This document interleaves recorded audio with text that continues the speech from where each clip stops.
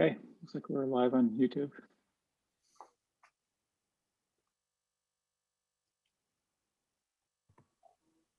Yep, you guys are connected, so. Great. You Do you go. want to make me host again?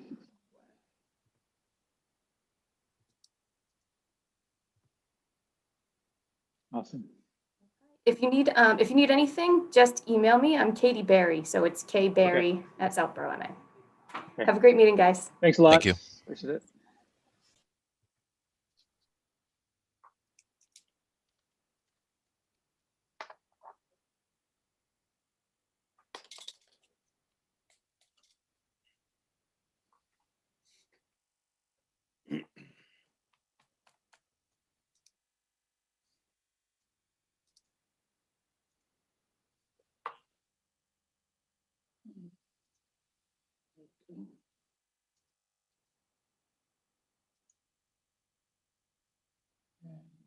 Looks like we have Chief.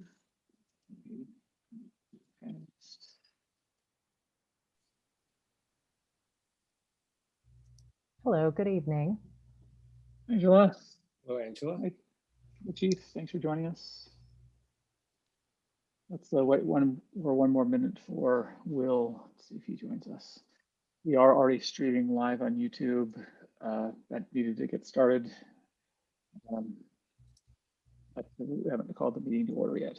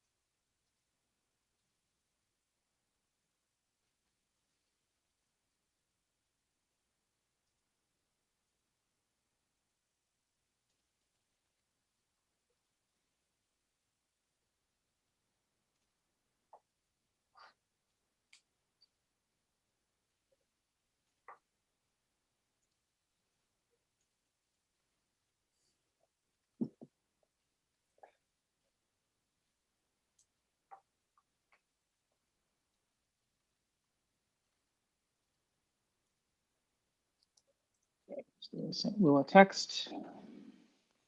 Give him one more minute.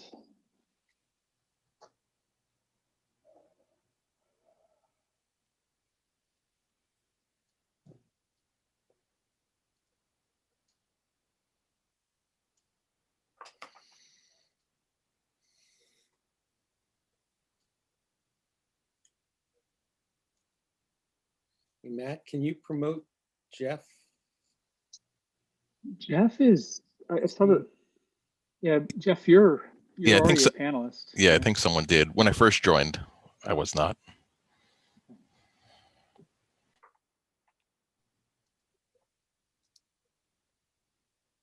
It looks like Will joined as an attendee. Okay. Let me promote. There we go. Okay. All right. Yeah, looks like we have Mr. Cyrus, Mr. Litz. So it's a full quorum tonight. Nice. All right, let's go ahead at 7:02, call the meeting to order. Pursuant to Governor Baker's March 12th, 2020 order suspending certain provision of open meeting law and of Governor's March 15th, 2020 order imposing strict limitation on the number of people that may gather in one place, this meeting of the Southborough Municipal Technology Committee will be conducted via remote participation to the greatest extent possible.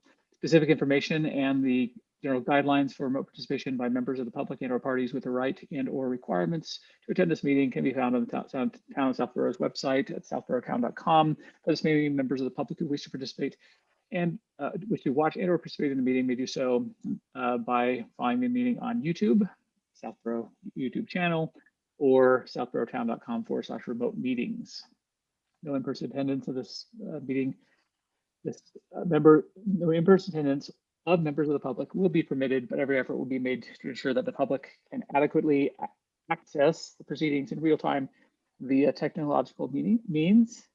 In the event that we are unable to do so, despite our best efforts, we will post on Southborough's website and YouTube in audio or video recording. It will be a video recording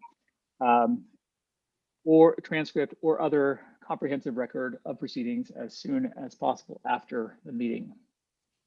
Okay, so yeah, call the meeting to order. Let's first jump into approval of previous minutes. Quickly. Did everybody have a chance to review those? Thank you, Larry, for sending those out. 2 sets. There's the November meeting, which I didn't have ready last month. And then there's the December meeting. So I see this, the MTC minutes December, but at the top of the December meeting minutes, the PDF, it looks like from September 22nd. Did I not update that? I'm sorry. I can fix that as part of an amendment. Okay. Let me get you the November minutes. And did you send out the November minutes as well? Yeah, I sent them out actually several weeks ago. Okay. Let me find them. I can find them. Okay, so Okay, I see the November ones. Let me pull this up. Yeah.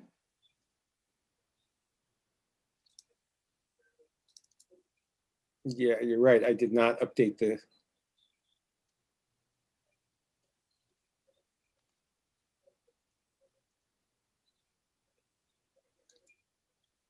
Okay. Let me share my screen briefly.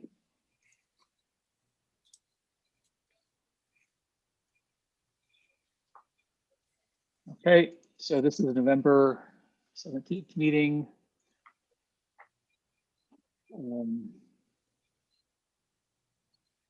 Facilities, we had Director John Parent join us. Facilities.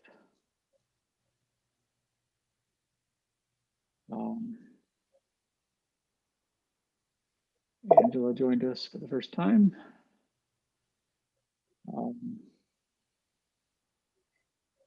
And we spent, I think, the rest of the time on handoff from Tom.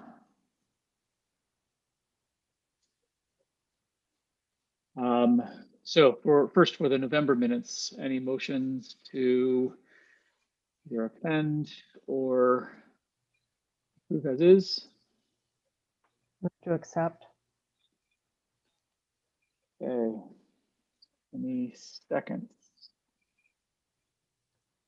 Second. Okay.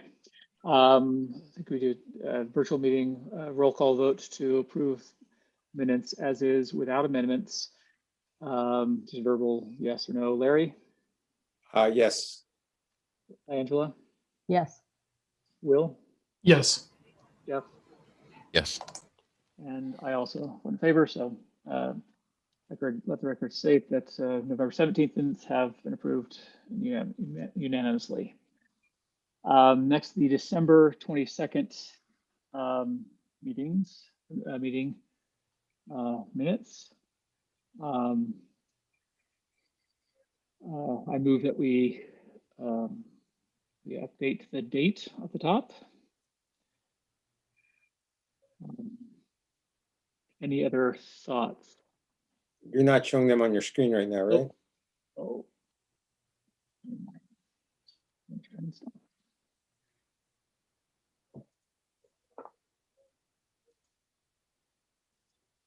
Okay, update the date at the top. Currently says September 22nd. Did I get the wrong month, but I spelled it wrong. Yeah, got the day right. Okay, Jim joined us. for healthy discussion on open meeting law and records retention.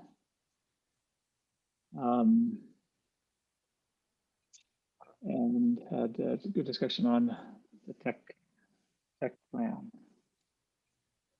And moving that forward. So I'm excited for that tonight.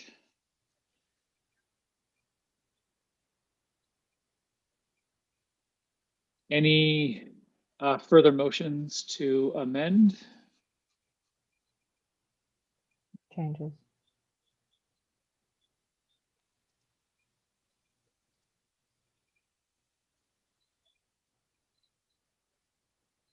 Any motions to accept with the changes?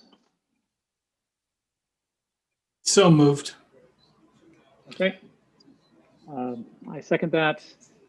So motion is to accept the December 22nd meeting notes with the update of changing the month to December. Will? Aye. Larry?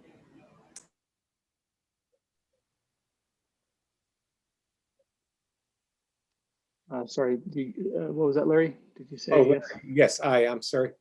Okay. Angela? Yes. Jeff? Yes. And likewise, yes, for me. So unanimous approval of our December 22nd meetings. Thank you again. I'm actually noticing that I did change the month. I just put the wrong first letter on it. Oh, it's December. Good. Thanks again, Larry, for your work and diligence in keeping these minutes. Okay, so let's jump over the first thing that we have on the agenda tonight. I invited Chief Paulus. He's been kind enough to spend some time with us to have a discussion of police department technology. And so thank you for joining us, Chief. We basically wanted to see how things are going from your perspective. And normally, we work with the town technology administrator. As of right this instant, we don't have a town technology administrator. We're looking and of course finding a replacement one. But even with a town technology administrator, we like to invite per month one department head to join us. So we're going to have a direct conversation to see how things are going, what we can do to help support, because our committee maintains or building and will be maintaining this 5-year strategic tech plan. And we want to make sure that your needs are met and supported, and we have understand what your concerns and what might be keeping you up at night. Hopefully nothing, but yeah. You want to unmute yourself, Chief? There we go. How's that? Perfect. Yeah. Okay. Well, thanks for having me here tonight. Slow commute home, but it's been a good winter. So far, knock on wood. Yep. Good. So yeah, tell us about things. How are things? I guess question to start off with is: have things been going okay in the absence? It's sort of this temporary phase in the absence of a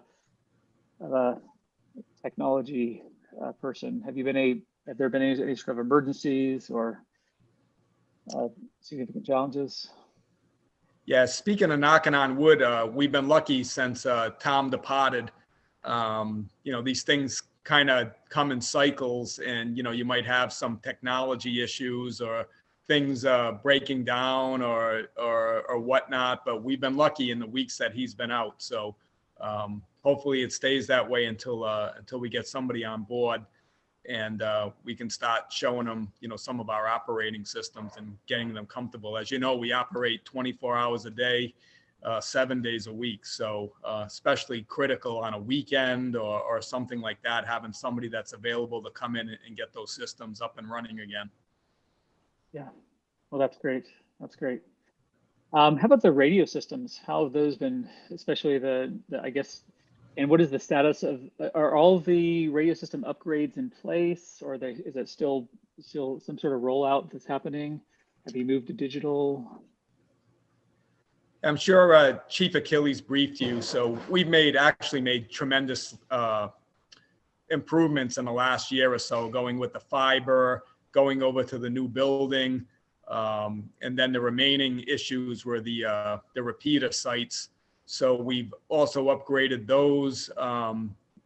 Was doing a lot better. We had a glitch with some antennas. We fixed those. And at the same time, we switched over to the digital signal. And that's been literally an 80–90% improvement. So I think as we move forward, we're looking into getting redundancy in the system, backup, and doing some more improvements, especially over on Overlook Drive, possibly getting a generator in place and maybe raising the level of the tower over there to get some better coverage. And once that's all in place, we'll evaluate whether we need to look at a third tower site. But right now it's looking very promising that if we just keep up with all the improvements, this should do the trick for both departments. That's great. I know before the upgrade, there was almost, I think you mentioned previously, there were potentially even some police force morale issues of like, it's kind of dangerous if you step out of your car and you don't have a signal, right? Have most of the dead spots gone away? Has sort of, and corresponding to that, have from the feedback you get from the officers, are people fairly happy with the new system? Or? Yeah, like I said, it's probably been an 80–90% improvement. We did testing once we went over to digital, and just much better across the board.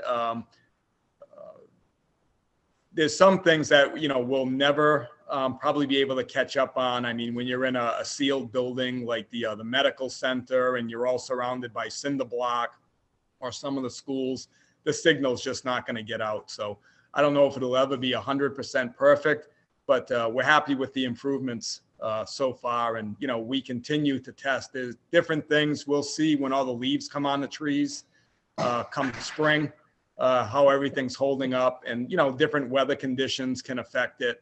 But right now we're just really happy with the improvement that we made. There was nowhere to go but up. Great. And remind me, so you do mention that there are still a few improvements that have been already identified, such as raising the tower, potentially adding a generator backup at the antenna site, and then depending on the result of that, determine whether you need a third site. Have you put in for this year's budgets, for this year's ATM town meeting? I know the fire department's looking at some grant opportunities to make those improvements. So that's where we are right now. Okay. Good. Great. Any other questions from other members on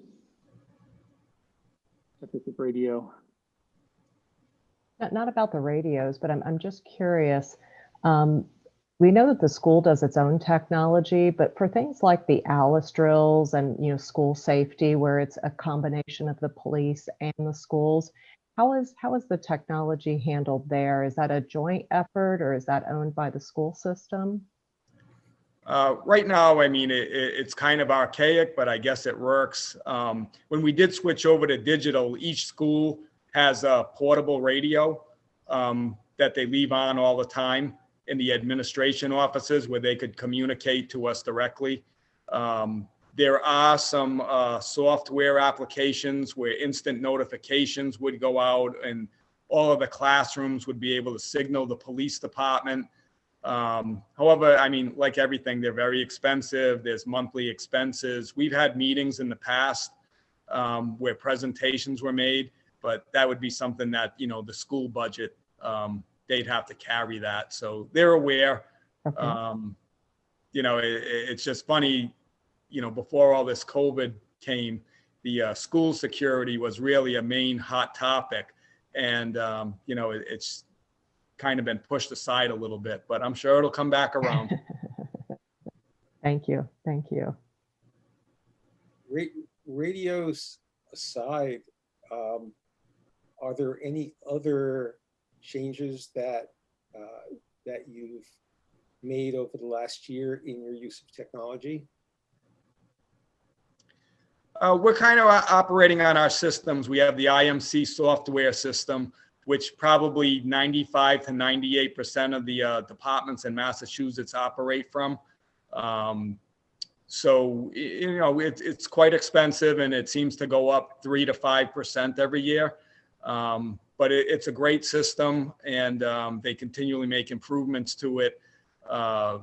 I know the Mass Chiefs Association have had some discussions on getting, you know, some better pricing on it if we, you know, kind of did it as an organization or a state. Those talks are always ongoing. We have the MDTs in our cruises. They used to cost about $4,500. We went to an HP model, which is just a laptop that does the same thing. We got those down to about $1,500. They work well.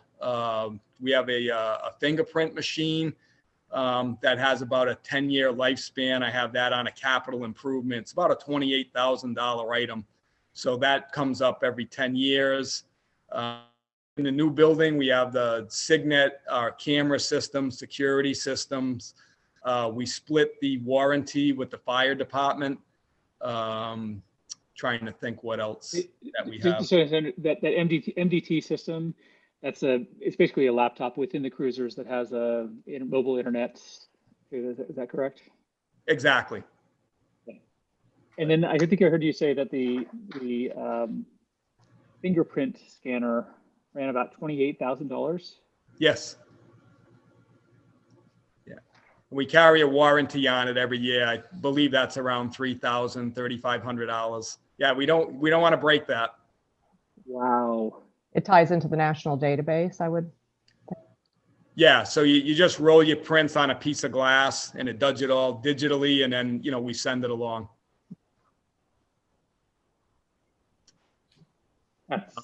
Also, our portable radios, which hooks into our radio system, those were brand new in 2014.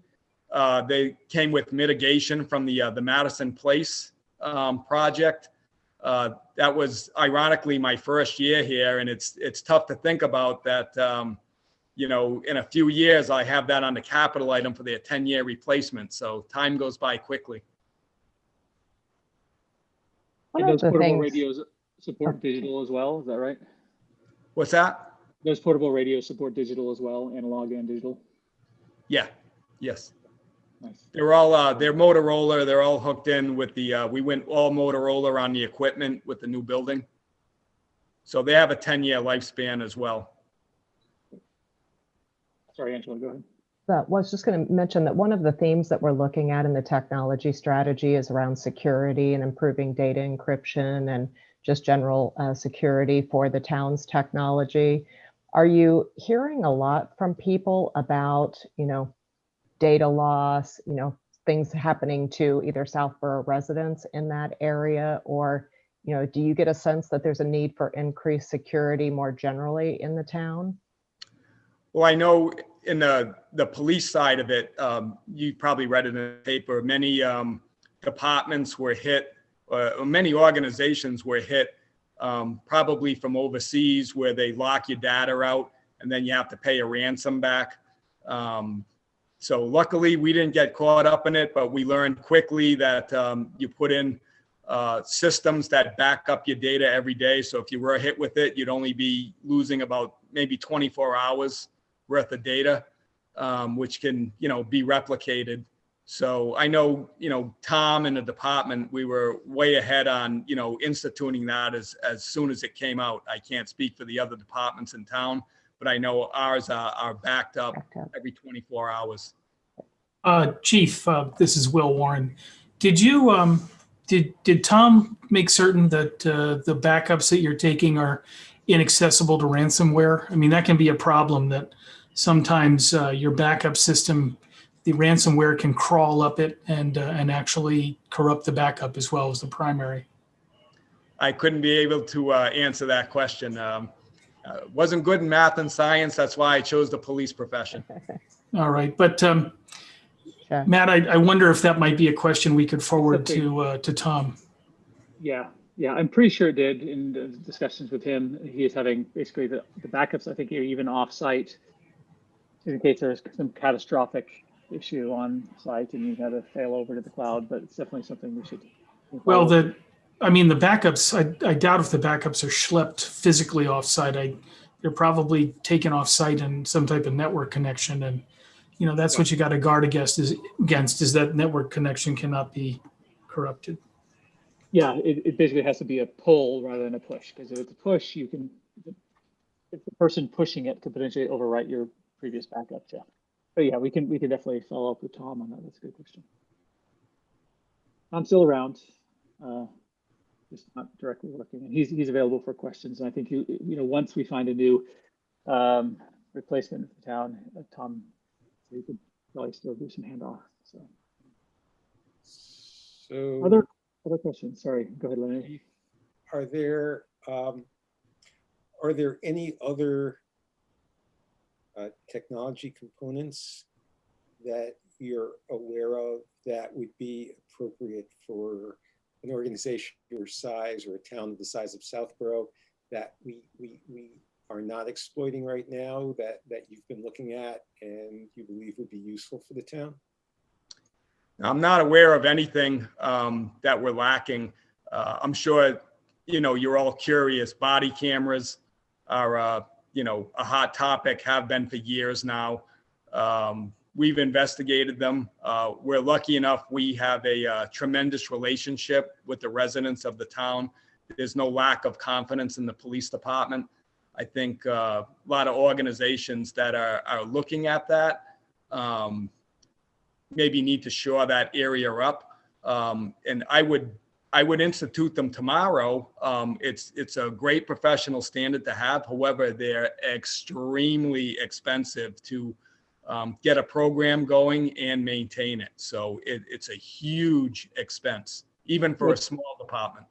What's the roughly the cost of implementing for a department the size of ours? You know, there was a neighboring department that's a little bit bigger than ours.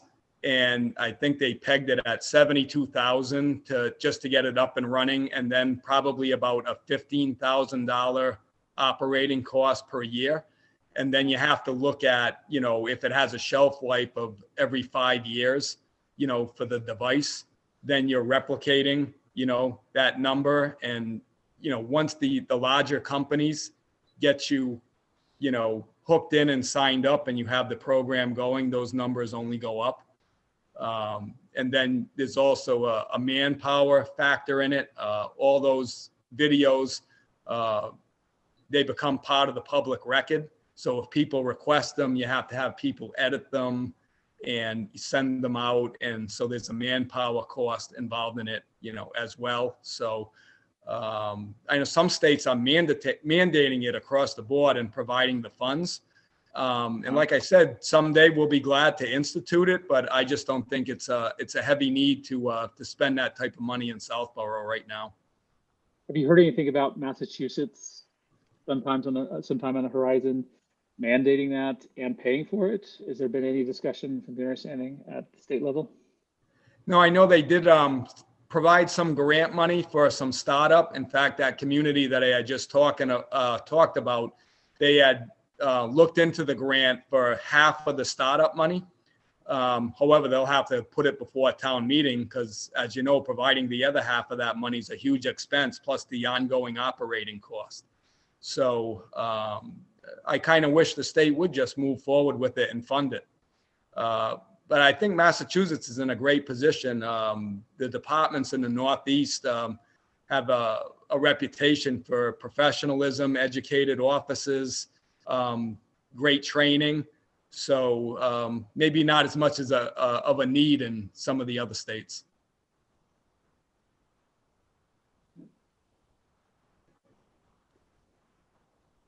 Okay, other questions for Chief Paulus?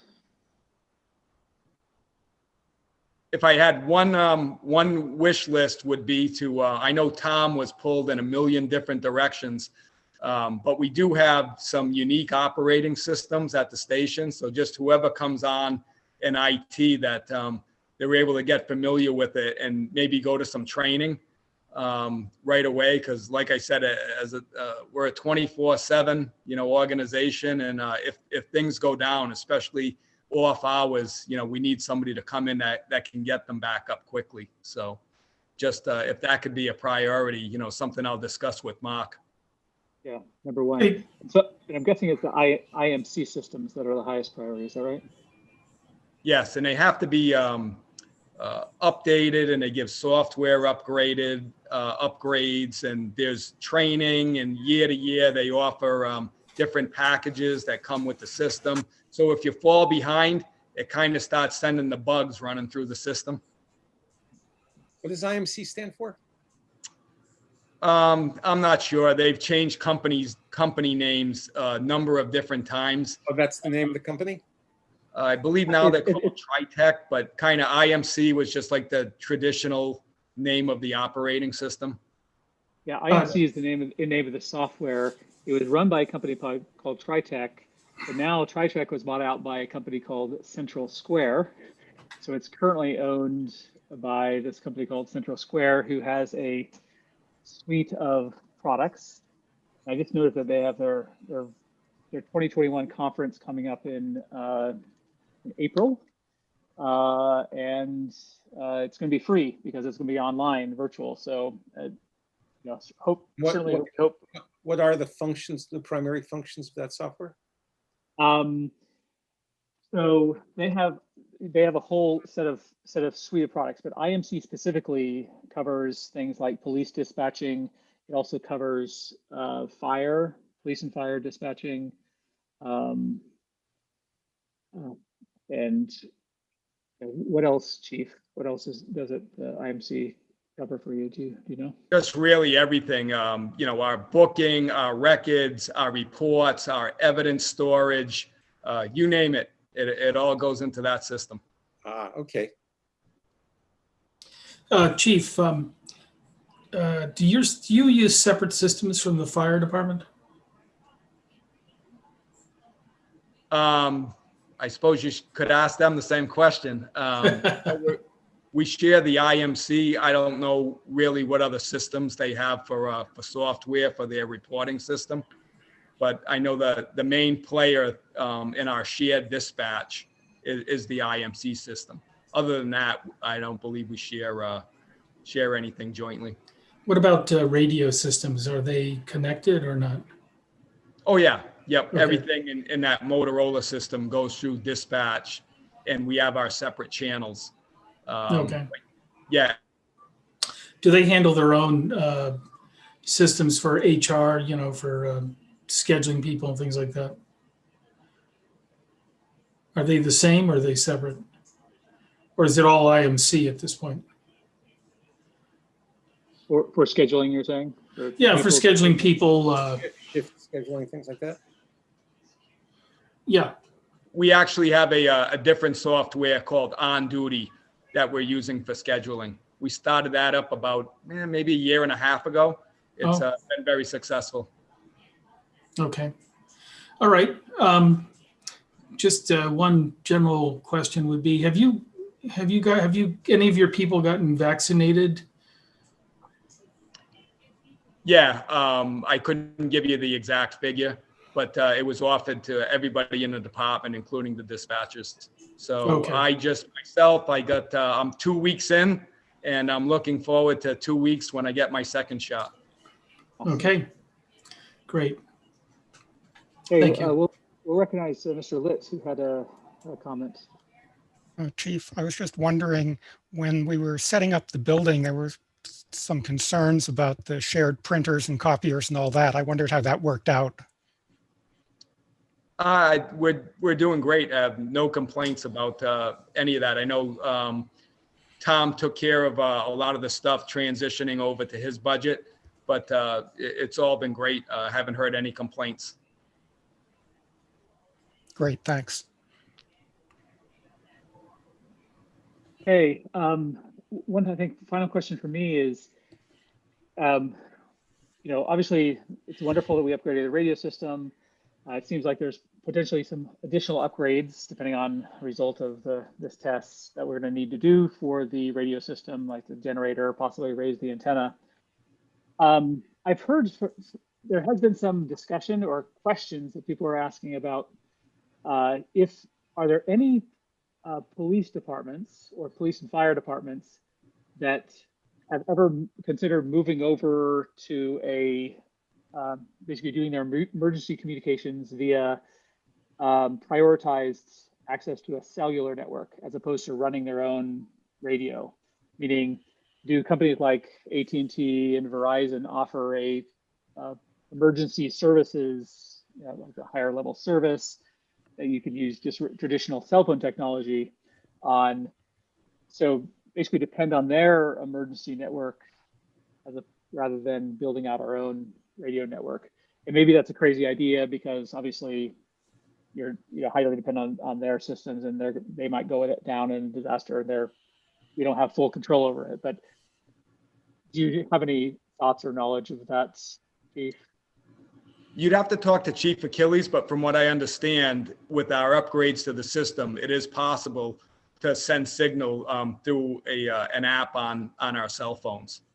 So I think we were just discussing some of that. I believe that the fire department already has set up some of their cells that are capable of receiving dispatch messages through their phone.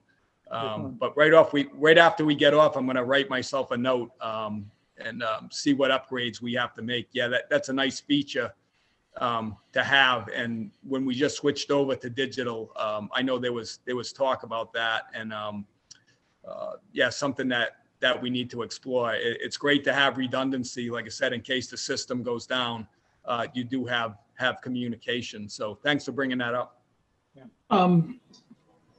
Before you get to before you ask your question, just a quick follow-up question on that. So, from your knowledge, Chief, are pretty much every police department in Massachusetts or every town, do they run their own radio network? As you know, that there has been a push towards regional dispatch.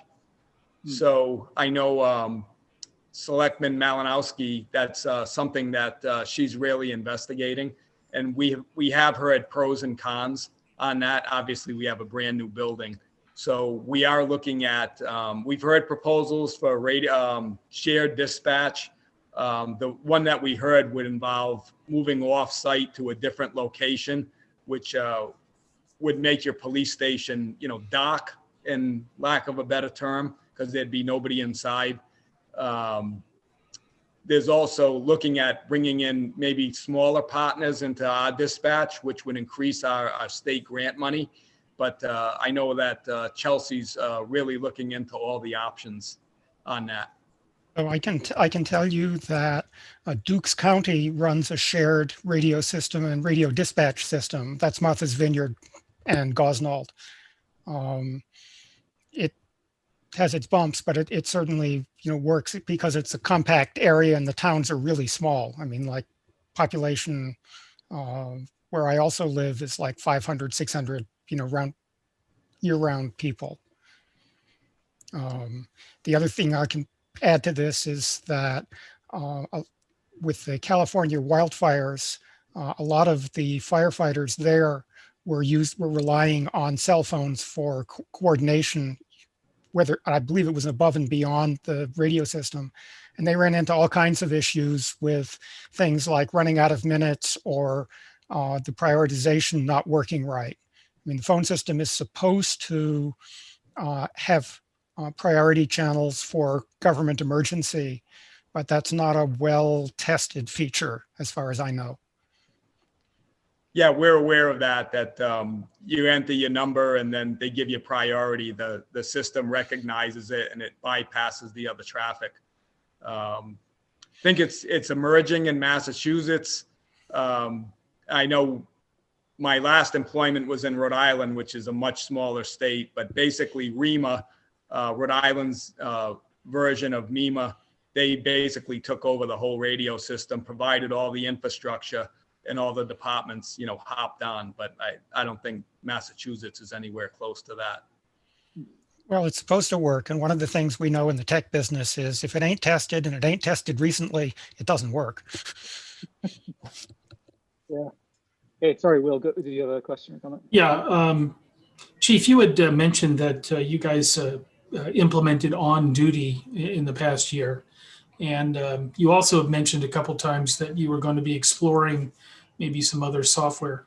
Who is it or was it that helped you or helps you to explore issues like that, to evaluate software and make choices? We just surveyed, border towns who we have great relationships with. And I know we have a great relationship with Ashland and Sergeant over there, Ed Berman. He's really on top of the tech stuff. Mhm. So we just asked him, we went with their system, which I guess Framingham also uses, a number of departments in the state. So, they're all very similar, but Ed was able to come over and help us set it all up and get it running. And so we just look at, who's having a good experience and, we compare them and then we go from there.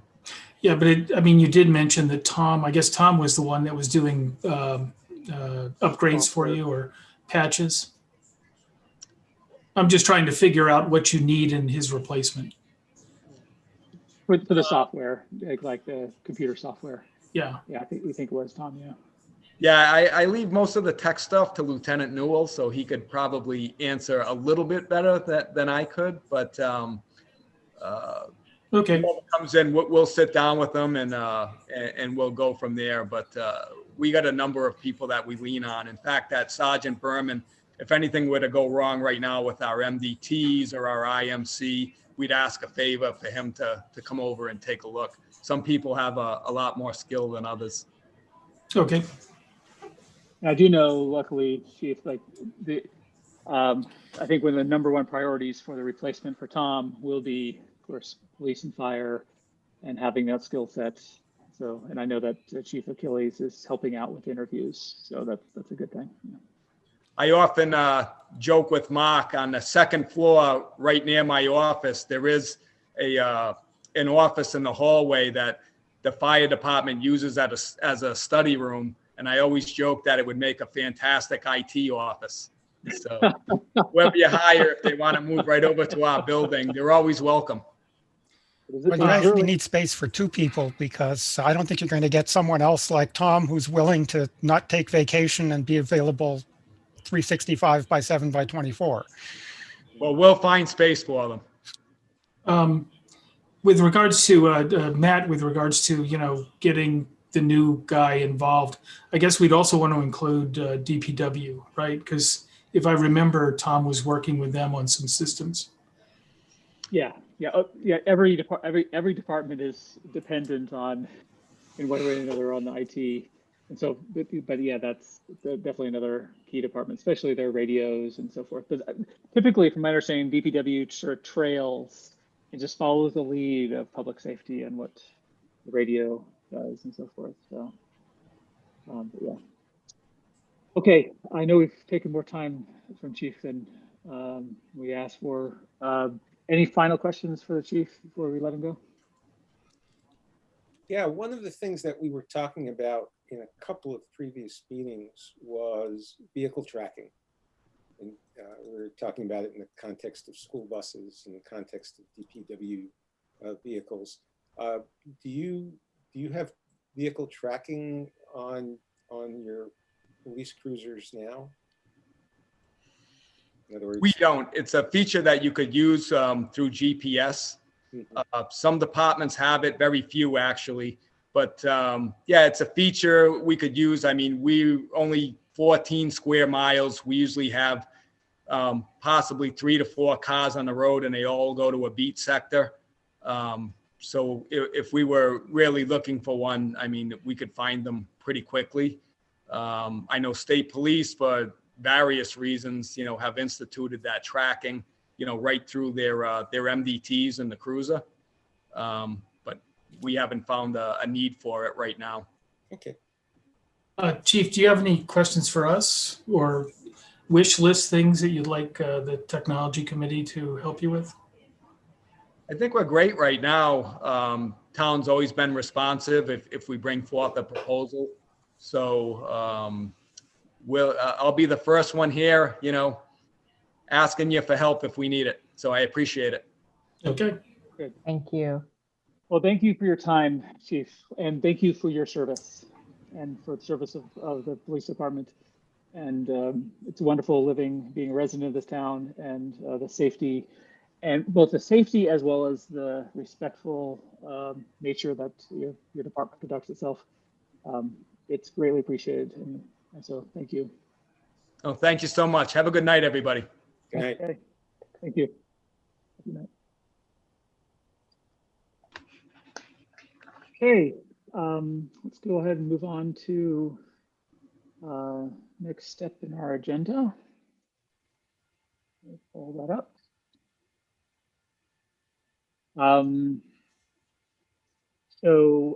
Brief technology status reviews. Obviously, we don't have Tom or replacement to discuss particular areas. We don't have somebody from the school administration. But one thing we do need to discuss, and it's on the agenda, is the next year fiscal budget reviews. There still is the sort of a draft line item. It's the draft line item we discussed, I think, 2 months ago when Tom was still here in November, for roughly about $70,000 to $80,000 for replacement local physical server hardware. The existing physical server hardware is getting to be a little bit old, and basically Tom went out to our local Dell reseller and got a proposal. He actually got 3 proposals, items, options A, B, and C, and A happened to be the cheapest. Came out to about $70,000 to $80,000. It didn't include sufficient specificity in terms of what that proposal had. He shared it with me. Didn't include exactly which processors or drives it was going to have, but it was for a traditional virtualization system, so storage, network, compute, local mini SAN. I think it was iSCSI based. And I think something like 4 nodes. But those nodes that were proposed, of course, I mean, for that cost, you can get a lot of compute power, and it did. It had something like 3/4 of a terabyte of RAM. They're massive systems. What was the goal other than network storage? I mean, why? I mean, I'm a little bit, when Tom brought this up at the end and he said, his goal was to move from direct access storage to network storage, I said, well, that's a good move. But then I thought about it a little bit, and solve the network storage problem. That just seems so, I mean, I've got 25 terabytes in my basement, and the whole thing cost me less than $2,000, or 20 terabytes, something like that.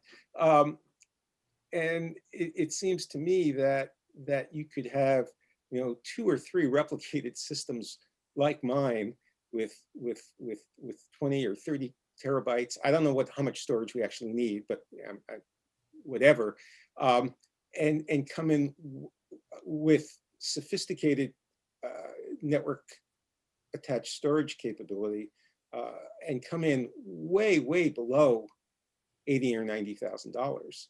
So I mean, I don't know what else we're planning to do on those servers, but that just seems like a really expensive solution for a NAS. Completely I think it agree. was a placeholder too. I don't know how much he dug into it. I think it was, very kind of back of the envelope, give me 3 quotes. I got to replace a server. It's starting to get old. So it seemed like there was a lot more room for investigation around those numbers. You go to Dell and they're going to try to sell you computers. If you go to Synology, which is what I have, or QNAP, or any of the 3 or 4 others like that, you can get very sophisticated network attached storage capabilities supporting SMB protocol, as well as NFS protocols, or whatever you want, and they're relatively inexpensive. So I think independent. There's clearly one issue that John Butler has raised about how much infrastructure we want on site at all. And independent of that issue, on the assumption that we need some infrastructure on site. And again, I don't know exactly how much we have now and how much we want to add or remove, but it seems to me that going to a computer company to say, I want storage, what you're going to get are big computers with some disks on them. And that seems like the wrong approach if all you're looking for is storage. Yeah, completely agree. Actually, I was just going to say, in addition to getting a NAS relatively cheaply, you can also purchase services from some of the vendors where, they're constantly backing it up to the cloud. So, yeah, I agree with you, Larry, that if it's just, NAS, that seems like an awful hefty price. You do What's need the to look at the, Sorry, what's the impact of town meeting moving? So are we still working in the same budget timing as we were before if town meeting has now moved out into the summer? Well, the article will go before town meeting. And so, yeah, that's what we should be preparing for. And yeah, if town meeting is moving, then the article will be delayed until then. But we have been asked formally to provide our opinion on this particular line item. Angela, you're completely right in terms of it was just a back of the napkin, a placeholder. That's what Tom put in there, and completely agreed, Larry, that this was, this was simply a proposal from the vendor, and it's true that the number of virtual machines that we need to maintain is decreasing over time, and so clearly the spec that we need is decreasing, even if we needed to replace the compute as well, which I don't know if we truly do. Yes, they're getting towards the end of their life cycle. I also agree with what has been said is that you can get a pretty cheap SAN or NAS device, or both. Can be SAN plus NAS combined, so it supports iSCSI protocol. Plug it into your switch, and for what we need it for, with so few virtual machines, single gigi or a couple gigi bonded should be perfectly fine in terms of for performance for that. And you can do that at a fraction of the cost of what was proposed. So I think the big question is, would we support, I'm getting the sense that we're not in favor of keeping the placeholder for the budget for the at where it is. Would we support a lower level amount to buy some mini SAN NAS device to at least move to redundant storage rather than direct attached storage where we are today? So is this a situation where they're solely looking at replacing the storage or the compute as well? The budget line item was for both, because the existing servers are getting towards their end of life, something like a 5-year. But they seem to be running perfectly fine. They don't need extra capacity on those servers. So I think we could push out the server replacement quite easily for another year even if they needed to be replaced. So the question is, for this particular year, do we want to push towards at least a storage virtualization?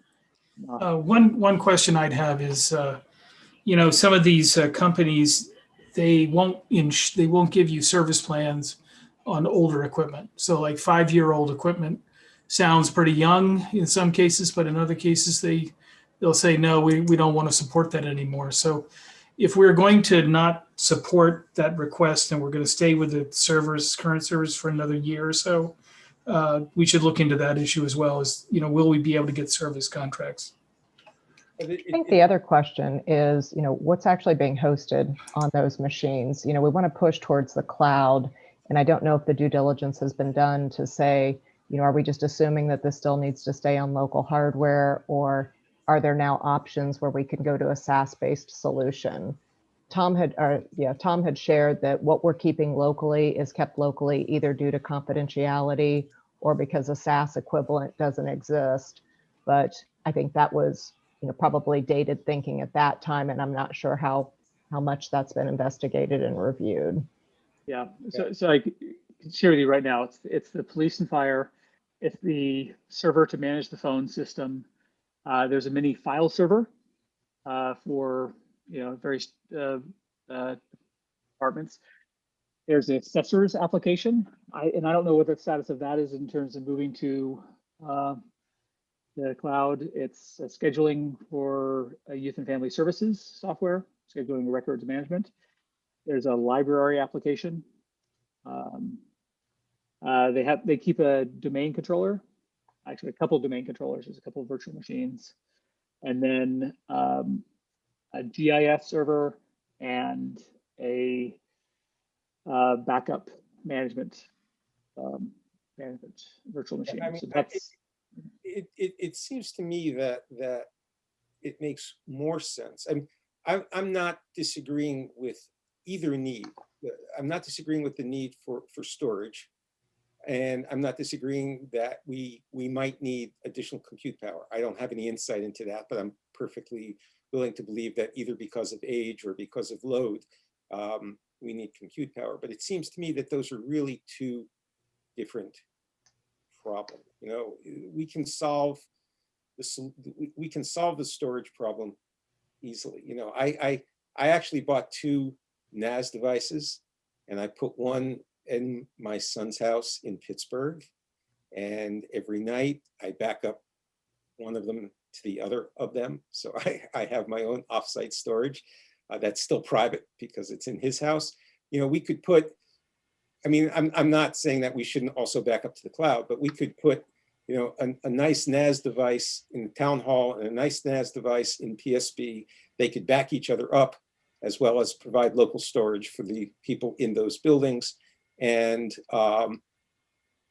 then solve the compute problem, solve the compute problem and the VM problem separately, with an eye towards the future and the knowledge that a lot of those VMs will hopefully be moving to the cloud over time and things like that. So rather than buying 4 huge Dell servers right now with, you know, massive Xeon processors and all of the power associated with that also, look at incrementally increasing or updating the servers to address end-of-life issues as well as capacity issues. And I bet you would come in with numbers that are way below where we are now. Yeah, but I think one of the things we've got to think about is, you know, what this is used for. If we start shifting in a direction where we advise the town to move in a, you know, a Soho type direction, you know, there's a lot to be concerned with there. You know, are we going to run enterprise grade equipment, or are we going to start, you know, chasing this down to the bottom? You can save a lot of money going with a Synology, but you're not going to get the performance you would want in a lot of situations. So I think it depends.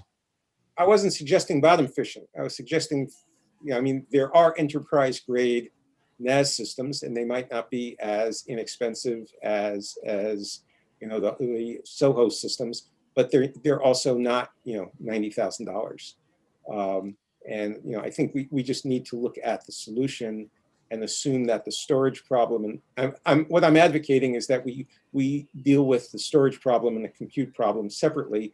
If we ended up solving them with the same piece of equipment, that's fine if that's where the analysis leads. But I'm uncomfortable starting with that assumption, I guess is what I'm saying. I'd like to start with the assumption that we have two problems. We have a storage issue and we have a compute issue, and that we analyze the needs for each of those and then figure out what solution best meets those needs. And if it's 4 humongous Dell systems, well, so be it. But I'm not entirely convinced. Yeah, I partially agree with what you're saying, but I think the long-term strategy definitely plays into it. There's a lot of hyper-converged systems, and there's options around that. So I think really understanding the needs of the town and what this is used for a lot more in depth before making any decisions around that could, you know, definitely guide us in the right direction. You know, shifting things to the cloud may not be an option due to, you know, availability or security concerns. So I think there's a lot to take into consideration there before we give guidance. Yeah, a little bit more thoughts on the shifting to the cloud. So there will, for the indefinite future, we will have servers on-prem. I had a discussion with the IMC people today. So I called up the company, right, that runs IMC, and I asked the support rep, and he connected me to the sales rep, said, hey, this IMC software, are you guys shifting to the cloud? And he basically said, They are currently working, but by the way, most police departments and say public safety within Massachusetts use the IMC software, heavily used around. And he basically said that their company is starting to work on their first SaaS offering as part of basically a new suite product that's sort of, apparently IMC, even though it's expensive, it's actually the cheap. He called it comparable to VW Bug. And they're working on this brand new suite that runs as a SaaS product in the cloud, much more self-configurable, et cetera. And it's going to be more expensive, but they anticipate it'll be done by the end of 2021 for their first release. And he also said, the question is how many departments are going to buy it for the cloud version of that because of the connectivity issue. So all I'd say is that it doesn't seem like any police department has actually moved 100% into the cloud. Many have moved with certainly backups and fail over into the cloud, but at least we should plan on at least keeping some hardware local. Now, plenty of other non-critical systems I do think can and should be moved to the cloud.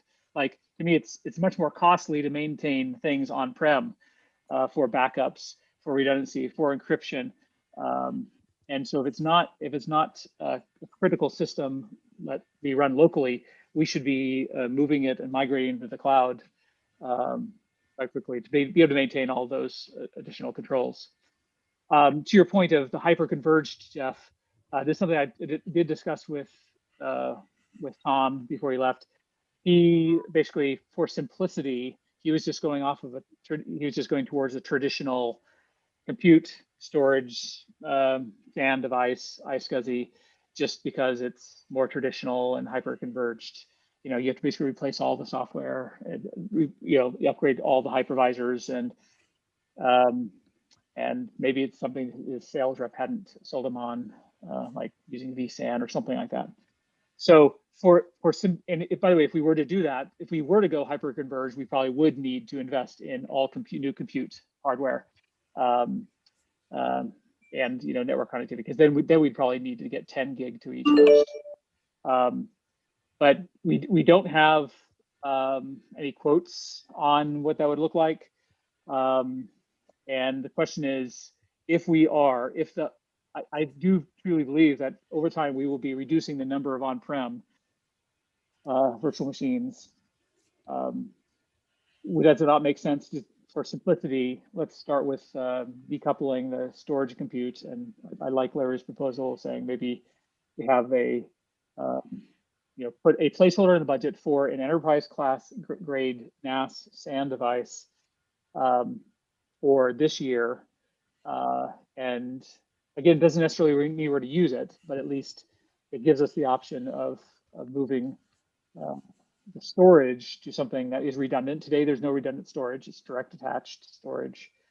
And then subsequent year, we can decide what to do with compute. I mean, I think you really do have to do the spade work of doing the performance analysis and figuring out, really how many bits have to fly over how many wires in order to make this work. I mean, I understand the sort of deep swallowing that happens when you see the large budget items, but you also don't want to get yourself into a position where you sort of looked at the top level thing and didn't do the bottom up analysis that says, okay, this is really what the need is. I mean, you can be too small as well as too big. The other thing, just to answer the other question on schedules, the warrant now, I believe, is scheduled to go to the printers roughly April 20th. So that's pushed out about a month or so.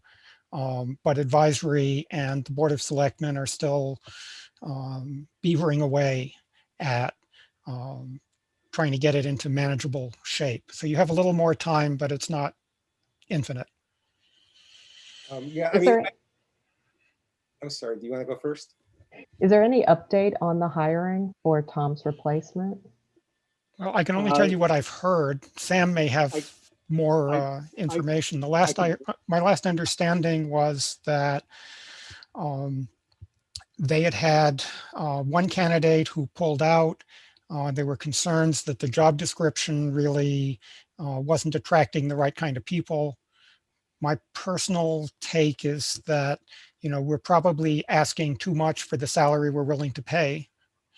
My comment to Tom, I was here when he first showed up, and, the one-man band, one-armed paper hanger model isn't a really good one, as you just heard from the public safety point of view. And I think also from a skill set point of view, because, from where I sit, they're really two very different things that are being asked of this position. One is, keep things running, and, it's not entirely purely help desk, but it's help desk and sort of a step above. And then there's the, we need someone who's actually going to do longer range planning and strategic thinking and can engage here with your committee. And those typically don't come with the same skill set. So I'm concerned. So it doesn't sound like we're close. You're not, Well, what I think doesn't matter a whole lot, but I'm perfectly willing to share the opinion when asked. so Mr. Litt is correct in the assessment current situation. We had a candidate that pulled out, and it was decided based on reviewing the other candidates that we wanted to repost. And yes, I believe that as of this week, they are working on reposting. I did provide some feedback and input into revising the job description to make it a little bit more compelling. So it's sort of a little bit back to the drawing board in terms of finding a person. Sorry, Larry, So- go ahead. No, I was just going to agree with Tim in that part of the analysis has to be performance. I mean, I'm not aware, and I don't have a lot of insight, but I thinking about it, I'm not aware of very many applications that we must have in town that require, super high performance disk access on a continual basis. But maybe there are some things that do. But unless those servers were coming with 10G interfaces, and maybe they were, then there's no reason to believe that an enterprise NAS system would be any slower than a Xeon with a bunch of disks in it. It depends on where the bottlenecks are, but clearly we need to understand, if any solution needs to take into account the storage needs, the compute needs, and the overall performance needs. And I don't think I was arguing against that. Yeah, so it's guaranteed, but we know the current systems are individual around 4-year-old hypervisors with spinning 7,200 RPM drives. And it's guaranteed that any NAS system we buy, relatively inexpensive, you can get enterprise class SSD. So you're covered for your IOPS. And the typical thing that burns you on any NAS system, I did this professionally for quite a few years, designing these, SAN, fiber channel, iSCSI, et cetera. It's typically IOPS and any spinning disk, right? It's not throughput. Throughput is easy for anything spinning, but it's the IOPS. But nowadays with SSD and it's SSD, even enterprise SSD with high write durability is relatively cheap. I remember that, even 10, 15 years ago, when we were in the early days of SSD, you'd pay $10,000, $20,000 for a single SSD drive because you needed that high performance. But nowadays, enterprise class, 10 drive writes per day for a period of 5 years, you can get them for a couple $100. So it's pretty much guaranteed that a relatively cheap SAN, inexpensive enterprise class SAN system can handle our storage needs. I do agree with Mr. Litt that we need to, ideally, we would log into these systems. We would monitor both IOPS, the IO profile, read, write, how much capacity you need.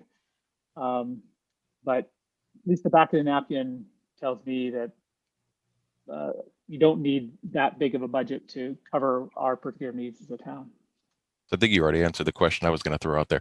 Do we have access to any of the performance or utilization statistics on the existing hardware? Yeah, no monitoring system like that, independent of the systems themselves. but certainly we can log into Windows and get the stats off of those particular virtual machines. I can't recall which version of ESX and whether this could be monitored. I mean, how much stats you can pull off of the hypervisor itself. Yeah, we should be able to through get these some high level. There's some open source tools and things. We should be able to get some high level numbers that would guide a decision there. But obviously, right now we don't have anyone to pull that information. Correct? It would take a special request. Yeah. And we'd have to pull somebody probably from schools or something like that to get access to those systems. So, yeah. And the other thing to think about in performance that people often miss are RAID rebuild times and backup impact. Yeah.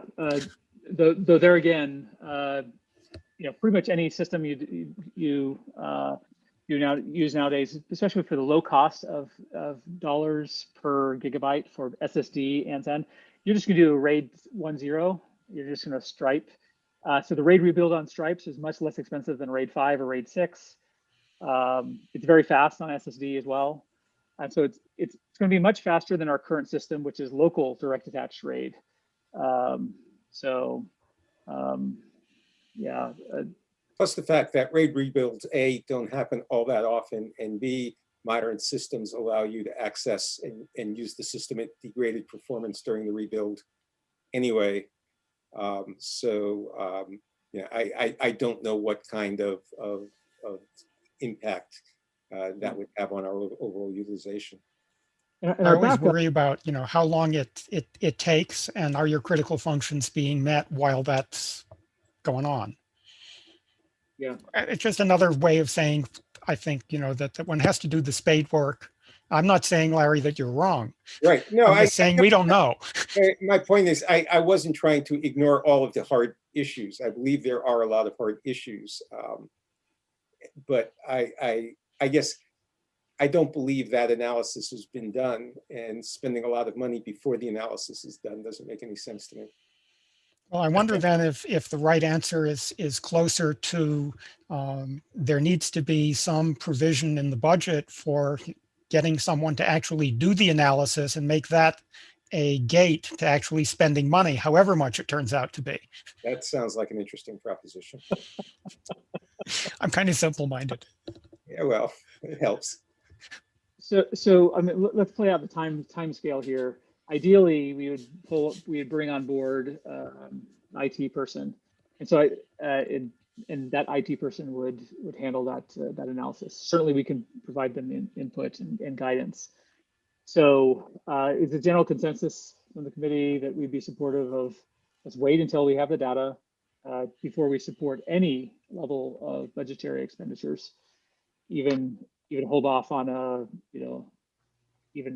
just a storage expenditure. Well, I guess it depends if this is our, if it's a one opportunity type deal, or we got to wait until next year, or, I mean, it doesn't hurt to get a line item in there, I would imagine, and then we've got time to flush it out. And if we have to go back to drawing board, we do, but I don't know the process from that perspective, right? So do we have to get this in, or we miss the boat? Yes. Okay, so it probably makes sense to get it in there. We can always back out and not spend the cash, is my assumption, and this gives us time. But I think before a decision is made, we should definitely, do the homework.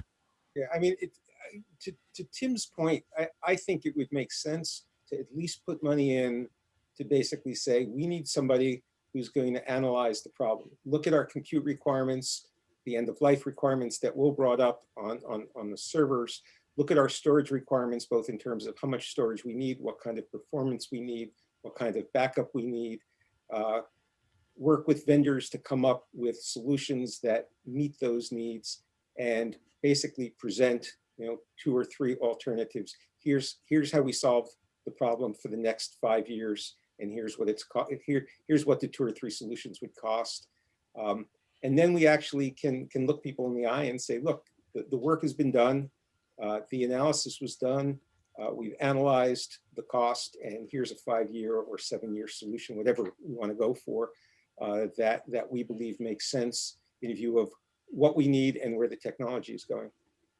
So what I think I would suggest, for what it's worth, is that you go in with you're forced to rely on the estimates that were presented by the outgoing IT manager, and we don't have the ability to evaluate them. Therefore, the right thing to do is to get someone in to do that and to make spending contingent on the results of that work. And you may have a gut feel or an expectation that it will come in as less than what those estimates were, but you don't know for sure. That's correct. Well, so I talked to Tom. I talked to the person. He shared with me the estimate. And it was completely back of napkin. It was never meant to be even something I felt like that was supposed to go to town meeting. And I don't feel comfortable supporting that number because I can pull up the what he shared with me about the particular spec, but it was way overkill. And even if I didn't know looking at technology, I know that this is way overkill for what we need as a town. So I personally wouldn't be supportive of even keeping the current budget line item in there, because we don't need 3/4 of terabyte of RAM. I mean, we can add all the virtual machines up right now, and we can say definitively we don't need 3/4 of a terabyte of RAM. Well, so that was my question earlier. Do we have that information? I feel like, at least from my perspective, I'm just making a guess here, right? I don't have any of that information. Yeah. So yeah. one thing you can do is if you make it if you suggest that they make it a capital item, that walls off the money, and it also makes it eligible, for borrowing. All of which means that it doesn't hit the tax rate until you've actually figured out what happens. So I think those kinds of strategies are something that should be, discussed with Brian Ballantyne and advisory. Something to consider. So what I'd like to do, maybe we should consider is immediately seeing what stats, what deeper back of the napkin calculations that can be done based on the data that we do have, as well as potentially getting access to the systems. So I'm very happy, feel very comfortable around vCenter, ESXi. I worked for VMware for several years. So I feel very comfortable around those, getting stats on what sort of compute and storage we currently need, and even just replacing what we currently have. I know that what was budgeted is like a massive expansion thereof, but we can potentially glean that information and have it ready by the next meeting. Sounds good. I'm sorry, Matt. We're going to have what ready for next meeting? Like I can work with whoever in the town has those credentials, and or Tom, to log into the ESX, the 2 or 3 ESX hosts that we have, and start grabbing some stats on them. Memory, compute, storage, and see what it would take, what sort of profile we need, and compare that to the quote we received, and as well as reapproached our whatever vendor that sent us this Dell quote. So is this going to be the official analysis phase, or is this just a back of the envelope kind of thing to see where we are? Back of the envelope to see where we are, to get a budget, get a budget line item for town meeting. I think we basically need to wait until the new tech person comes on board to do the full analysis before we make any decision. But we need, in preparation for town meeting, to get a budget line item. I just don't feel comfortable with going before town. I mean, in my experience, I feel it's going to be torn to shreds. We already know this because we have people in town who are saying, "Why do we need this?" etc. So I can't, without smiling, supports the proposal, because what I know about the proposal is way overkill in its current state. So what I'm saying is, let's do a better back of the napkin calculation to be able to get a budgetary line item for town meeting ready, and that will give, then we can do a much more intense one once the new IT person. Well, I agree that, we need an intense analysis. I think this is a fairly pivotal decision for us. My question would be, rather than hope that the person who is hired has all the appropriate skills, should we be budgeting for, let's say, someone who undeniably has the appropriate skills for this to come in and do this analysis and design of a solution? I'm happy serving in that capacity. Yeah, most vendors as well would be happy to. Yeah. I work with vendors all day long that for nothing, just for the opportunity of the sale, we'll work with you to, architect a solution. And if you've got the skill set, you can bounce them off one another and use your own judgment. But I've spent the past 20 years designing virtualization systems. I worked for VMware for 3 years. I have a PhD in computer science. I have just like Larry, I have a hypervisor in my basement with a lot of storage. For VMware, I built their cloud, designed their cloud, the architecture, infrastructure. So that storage, network, compute, and what we're dealing with here is nothing compared to what traditional businesses deal with. So I don't think we need to spend a couple grand on consultants. And like Jeff, I completely agree that vendors would be very happy to help with us as well. Yeah, I believe, I don't really have an opinion on whether Matt does it or we hire a consultant to do it, but I don't believe it makes sense to depend on the new IT person to do it. The new IT person is going to be way over his or her head for months and months and months after joining, just learning all the systems, getting in place, getting things up to date, understanding what the job is. This is going to be way down at the bottom of the list for a while. And, I think it's important that we begin, I don't think we'll solve the problem, but that we begin to move forward on the problem before that happens. And if Matt can do it and he wants to, that's great. But I just think that depending on the new person as the cure-all is just not the right approach right now. The new person won't be able to do anything. I think your goal is to come up with a reasonable upper bound that can go into the budget by April. Yeah. But is that going to be the final decision, or is there another phase? Well, look, I mean, if there are a couple of ways I think it can go, right? One is that the reasonable upper bound turns out to be exactly right. So people will cut purchase orders and everything will come in and everyone will be happy, right? The more likely, outcomes are either it falls, the actual cost comes out to be less, in which case some money gets turned back to the town and everyone's happy. And the third option is it comes in more despite, everyone's best efforts, in which case you have to think about, well, so how do we phase it and get some more in next year's budget? Or does it become a reserve fund transfer if it's urgent enough? Okay. I really think it's just getting to the reasonable upper bound that you guys feel comfortable with. Oh, that sounds fine. I guess one thing, considering that this is a pivotal decision, could somebody draft a statement of work that would just outline, what the analysis will consider and what the scope of it will be, and what we want to end up with before we make a decision? Give them a statement of work, we're going to have to pay him. Well, no, I mean, no. Oh, I think the statement of work is pretty straightforward, right? Well, then you need to replace the equipment that's there. In order to do that, you need to do a performance analysis that covers at least one business cycle, whether that's a week or a month. Okay, but this is also about moving more things into the cloud. So this is not just, how have we been using these servers? It's also, what is a more long-term solution?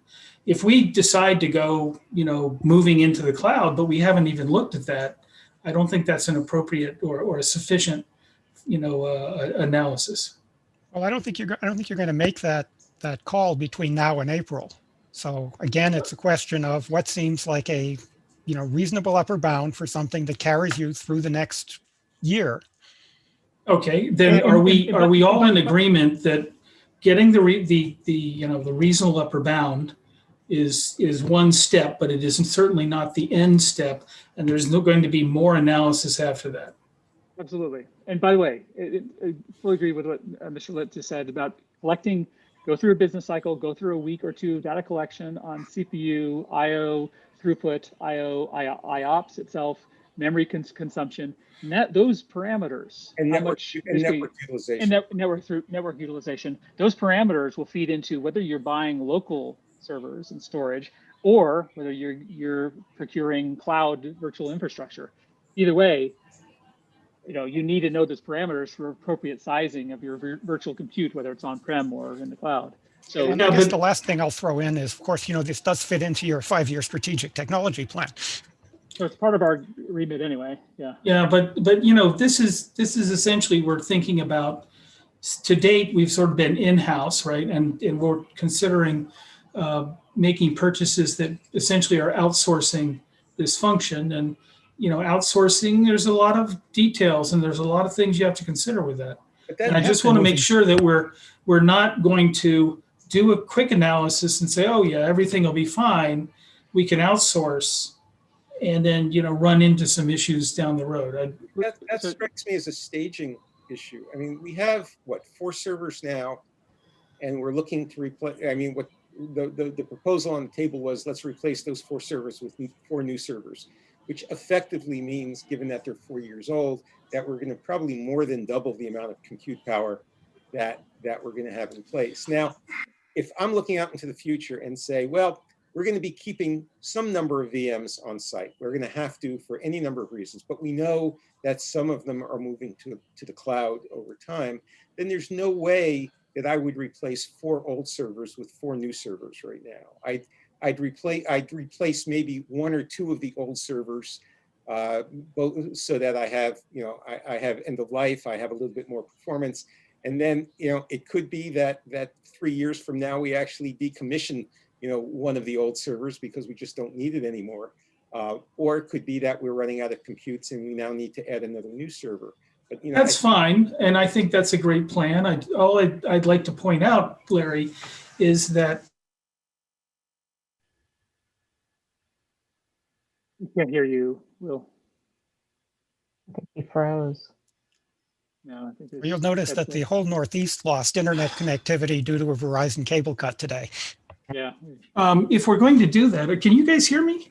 Oh, Now now we can. Oh, I'm sorry. Well, Larry, what I was reacting to was just, you're talking about making purchase decisions that are based on certain futures, right?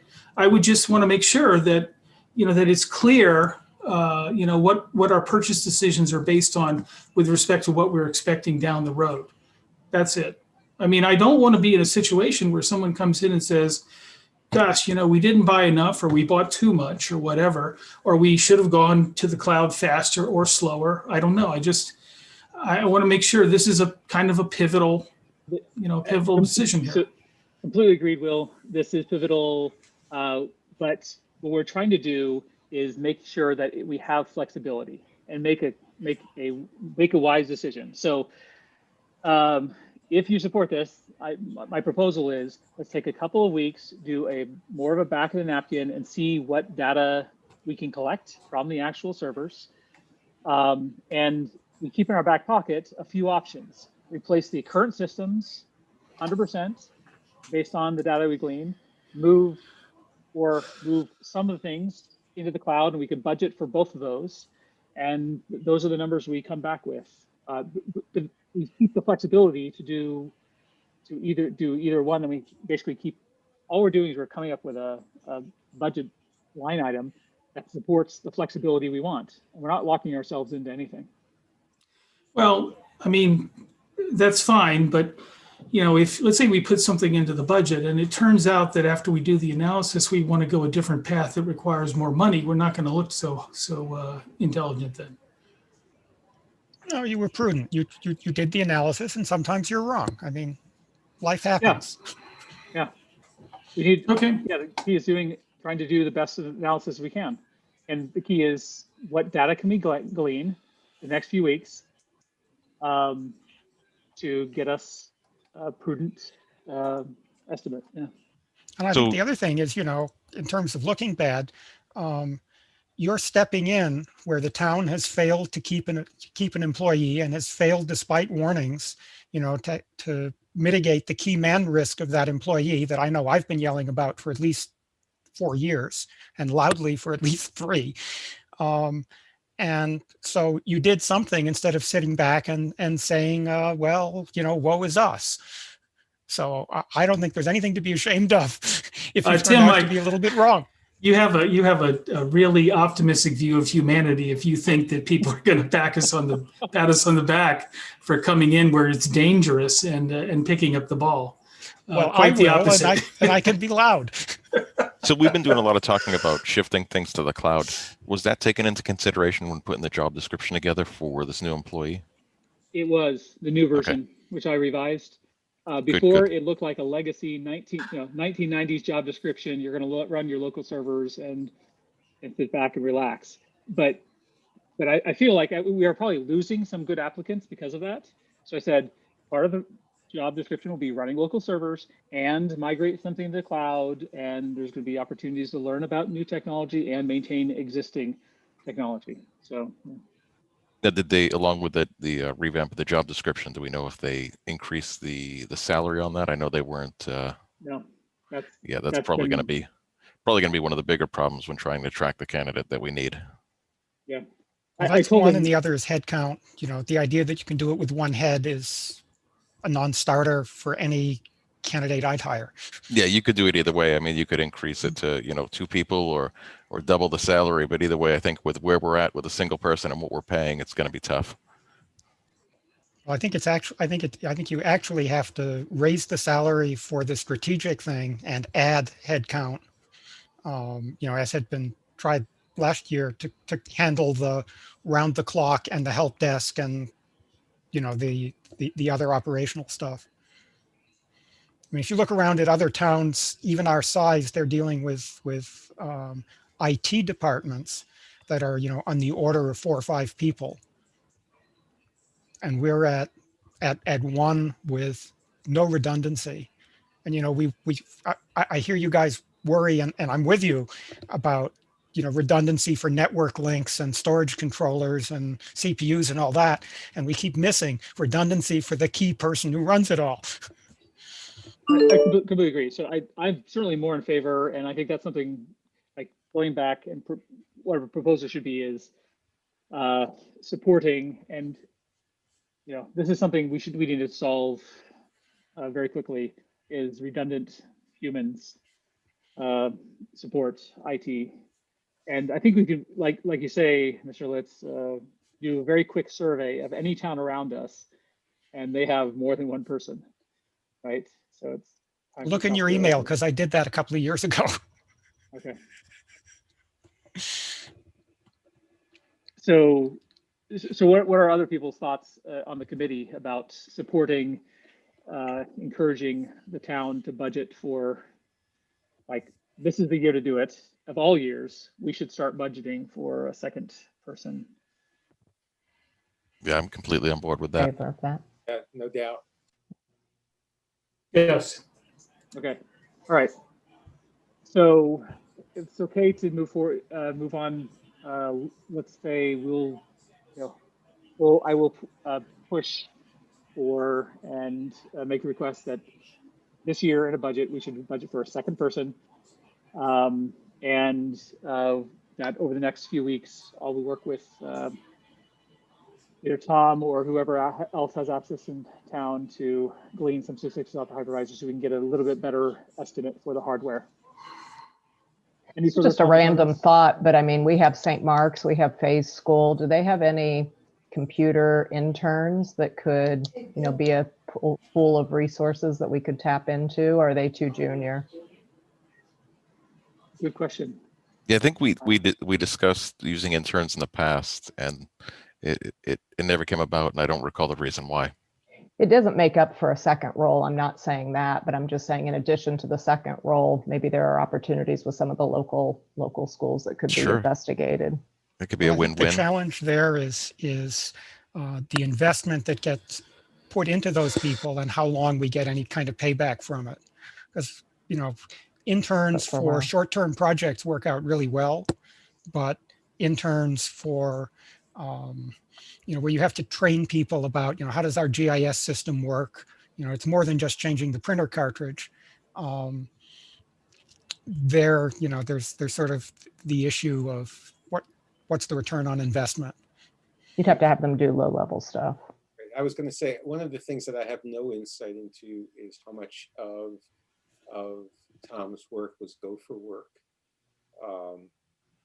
Setting up accounts. Setting up accounts, Dues, printer a lot of it. cartridges, getting forms done, filling out paperwork, helping somebody fix their lost password. I mean, those are the kinds of things that a knowledgeable student might even know how to do already. So the amount of training effort is relatively small. You're not putting a lot of investment in, but you're offloading all the garbage stuff. And I don't know if there is any garbage stuff to unload, but if there's any meaningful amount, that might be a way to do it. Clearly, in case of one-man band, there clearly is things. There are things that can be offloaded, right? Because you're doing everything, including the go for work. And obviously, with our new public safety building, we significantly increased the number of printers we have. Because it's a big building and everybody needs a printer within a certain proximity of themselves. So yeah, there are toner cartridges to replace and so forth. Somebody who could live in that office next to near Chief Paulus. Yes, Didn't exactly. didn't the chief say there was something on the table or something being considered that would have everybody move out of the public safety building? He was talking about it going Centralized dark. dispatch. Centralized if you're dispatch just meaning somebody wouldn't be there. Then you didn't need to have somebody there 24/7. Yeah, that's a separate discussion. That's a fantasy. That isn't going to happen in the next 5 years. Okay, I know we're running. We spent a lot of time on this. Any other further comments on this before we move on to on the schedule and the agenda? Make sure we have time to allocate to our other items. Okay, let's go on.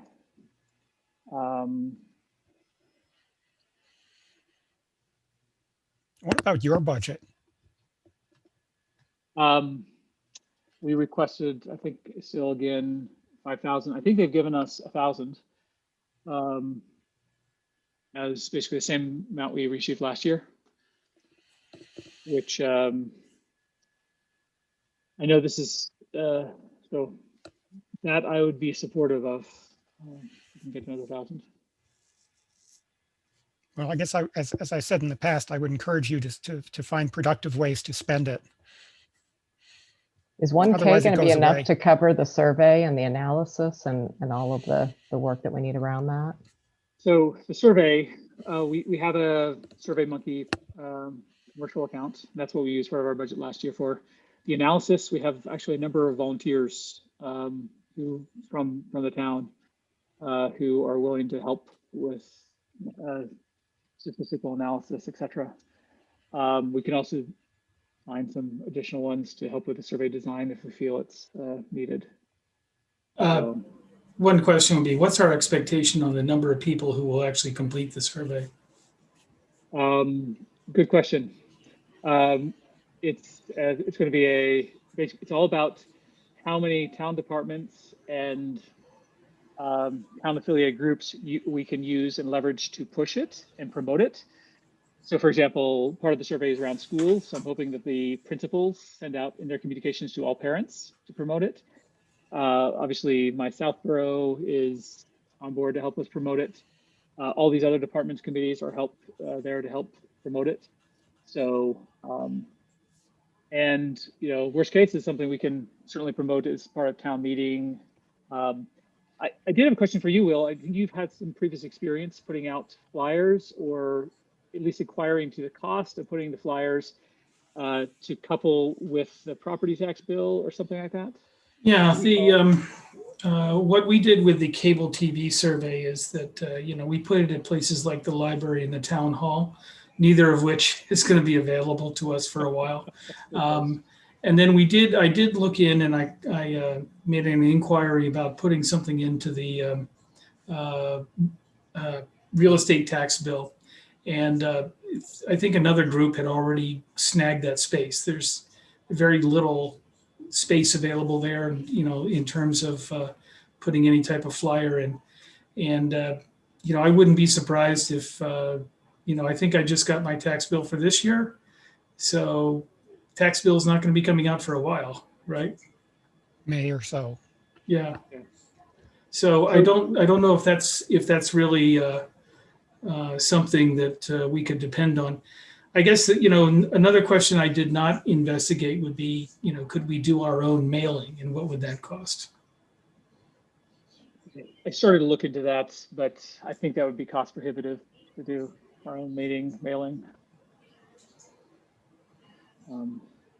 We can definitely, continue to look into it, but. I think you can also get some push from mailing lists. The library has a mailing list. Recreation has a mailing list. I mean, if you can get the other departments in town, you can incorporate things in there. Yeah. Also, by the way, this is just the start of the survey. I hope that the survey out to town residents would be semi-annual, and we start building up the muscle memory as citizens that every February, every August, it's the thing to do in town. And I also earlier today, I was chatting with which department, but we were mentioning that the place to go, the town center of community, of course, we all know is the transfer station. That's the only place. So it's the only place that matters. So if we were to get, they have those like side of the road, electronic signs they put up there for occasionally, and we have that promoting a simple web address.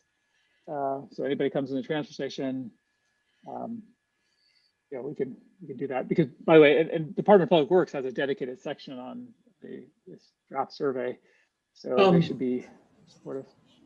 One fact and then one question. With the cable TV survey, I think we had a whopping 86 responses. Which wasn't that great, but it was satisfactory for what we needed. One survey that I religiously fill out now, because if I don't, they will not let me vote, is the Town Census. Who sends that out? Town clerk, Jim Haggerty. Yeah, well, he's got power. Yeah, well, but your next opportunity is roughly next December, because the January one has just come out. Right. But I mean, I don't know how he connected it to voting, but he did. And so. Well, it's not it's a state law. Okay. And basically, he pulls off the same database that I use when I try and find the technology people in town. That lists every resident, goes into the street listing book. Okay. And that includes whether you're a registered voter and what affiliation, if any, you have, your birthday and address and mailing address and stuff. It's a public Matt? record.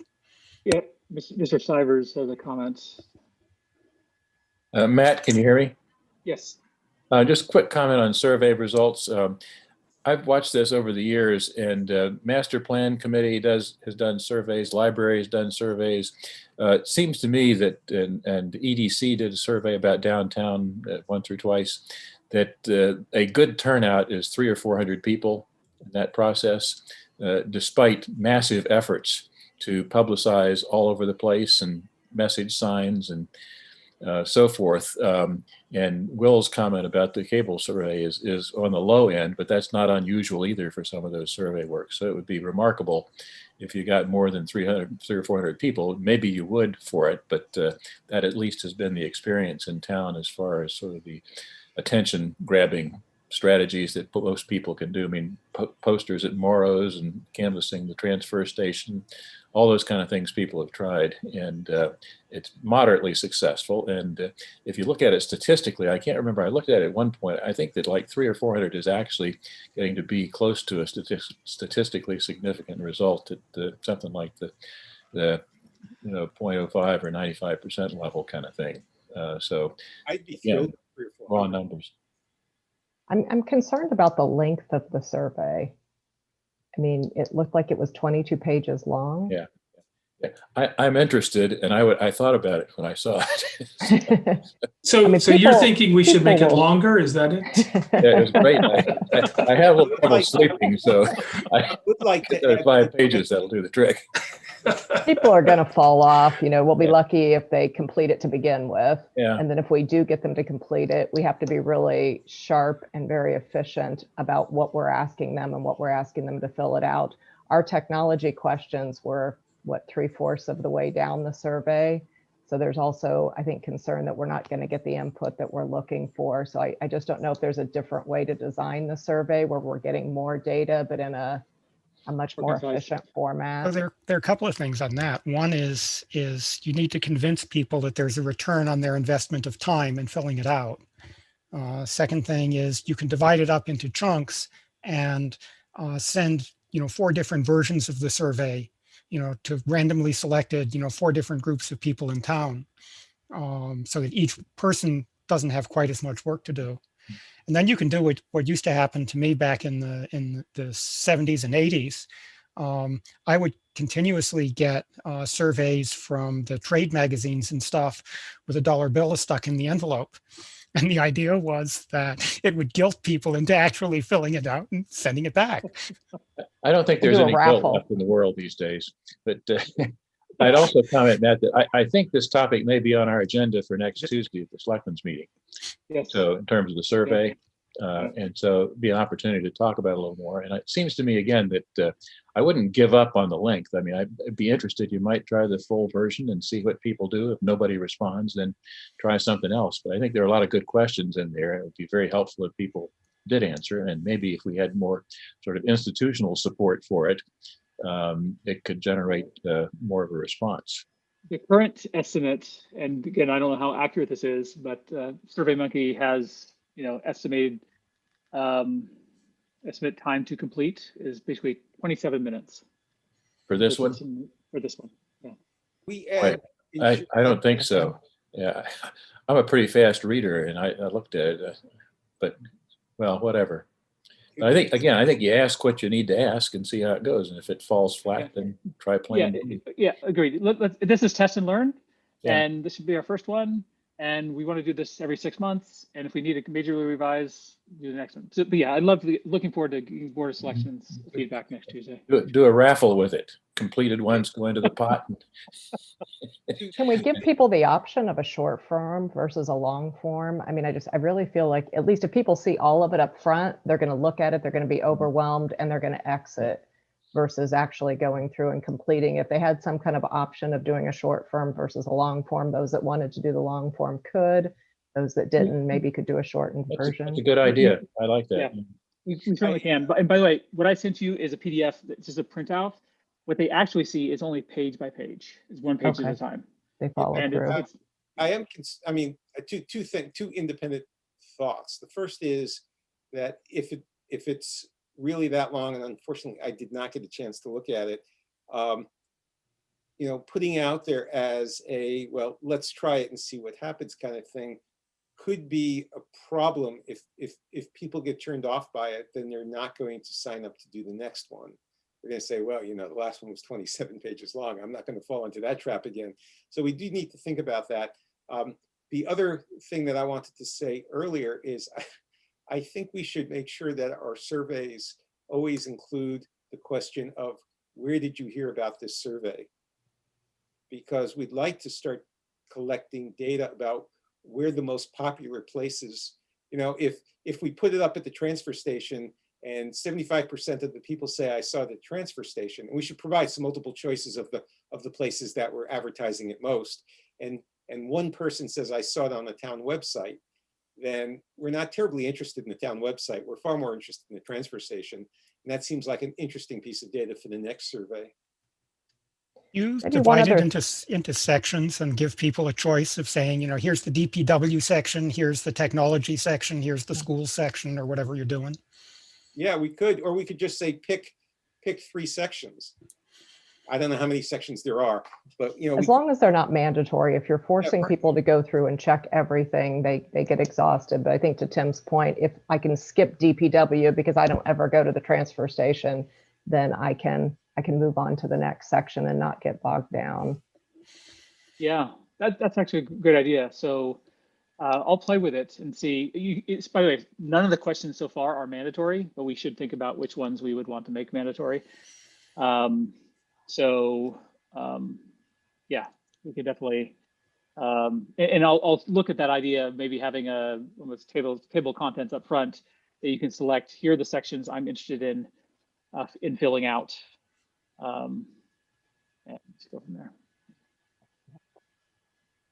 And maybe with each section, you can have a sentence or two that says, you know, why should I fill this out? You know, what's the return on my time? Yeah. If you can come up with, you know, a sentence or two that says, you know, filling out this survey will guide our investment in X service. Yeah, so people know. Yeah. Again, I'm trying to Well, figure out, you know, how do you bribe people to do what you want? yeah, incentivize them. Yeah, but I think you want to be careful that people don't then come back and say, "Hey, show me exactly how your investments got guided by the survey," right? You know, prove it. Hey, at that point, you've gotten one iteration. You're ahead of the game. Okay. All right, we're almost used to. I don't. So thank you. It was a wonderful discussion. Great feedback. Clearly, more work to do. I think we'll probably have at least one more MTC meeting before we do certainly pull any trigger on this. My hope is we can get something out towards to the end of February. So after our next MTC meeting for this particular survey. Let's quickly turn the time over to Angela to guide us on the discussion of where we stand on the 5-year tech plan, and go around and talk about a report on how we're doing on our respective interviews. You allow me to share my screen, Matt? Sure, yes.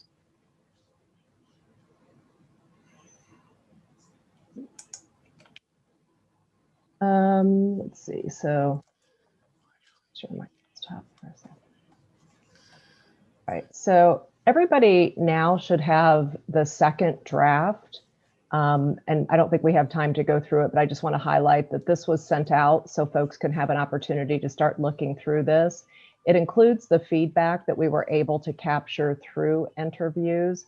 Unfortunately, because we were trying to interview a lot of people over the holiday period, I think there was a little bit of a struggle in actually getting people nailed down and getting a lot of the feedback that we were hoping to get. But we did get a few. So all of that has been incorporated into here. And it's highlighted in things like, you know, we now have a customer journey vision section, you know, a bolder statement of guiding principles. And I've moved down some of the snapshot of the current technology systems. So a lot of reinforcement of kind of some of the key principles that people wanted to make sure were highlighted. So you can see the customer journey components where we talk about the stakeholder segmentation, and then we've added these guiding principles that were some of the early feedback that we've received. We do still have a lot of folks to get through. So if you haven't yet been able to get your interviews done and you can still do those, I do think we're learning a lot from the interviews. So far, Larry has given me interviews with a couple of the folks that he has on his list. I was able to speak with Mark Purple's office, Sarah Cassell from Youth and Family Services, and then 3 different residents, John Butler, Al Hamilton, and John Gibson, who I was referred to by Al Hamilton. So they provided input on the draft as well. Matt, I sent you a follow-up on Sarah, on this conversation with Sarah. Youth and Family Services has a lot of very unique technology requirements, and they're actually looking for some technology help and assistance. They actually have a lot of HIPAA requirements that they have to conform to. So there's a big need here, and this might be an area that we could really dive into a little bit more, because I think she would be quite anxious to speak to us and might want to come on to the technology committee as a guest speaker to discuss with the group. Yeah, I think we'll plan on inviting her for our February meeting. That'd be great. Yeah. Any comment on, I mean, have people just had a chance to do this? It hit right over the holidays. Should we take another run at these people? We should, so I sent out invites to my 3 people. I've been able to get a hold of Meme, but I haven't been able to align schedules with her yet. Okay. Very close, hopefully this week. The others haven't been responsive, so I need to reach out again. So, yeah. That flashed by. I saw that you said that the schools were excluded from the MTC. That's only half true. Right. The school Well, what administrative, the I, non-educational systems are There- included. It's just the educational stuff that I excluded. I'm sorry, say that one more time. So the MTC's charter, what it's allowed to deal with, does include the schools' non-education facing systems. So the administrative systems, the back-end systems, the network infrastructure, those sorts of things do fall under the purview of the MTC. The carve out is only that we're not stepping on the school committee's authority to figure out, what teachers teach and how they do it. Got it. Okay, so you're saying there's an edit on this document in particular dealing with Yep. MTC scope that needs to be changed. Okay, I've got that. I will make that edit. And just as FYI, we are down one ex officio committee member who is an appointee by the school board, but Mr. Challen knows that. Unfortunately, the schools themselves are down an IT person. One of their IT people moved on, and so they're down. So they're really struggling. So it's probably until after they fill their gap will they be able to possibly appoint somebody. But I have had discussions with Roger about a good relationship with the MTC, how we can be of help to them and vice versa. We should be seen as an asset and a positive ROI investment in any time we spend with our committee. So, okay. So Matt, it sounds like you're still kind of hunting people down, trying to get people scheduled, but it's getting close. William and Jeff, thoughts about your interviews?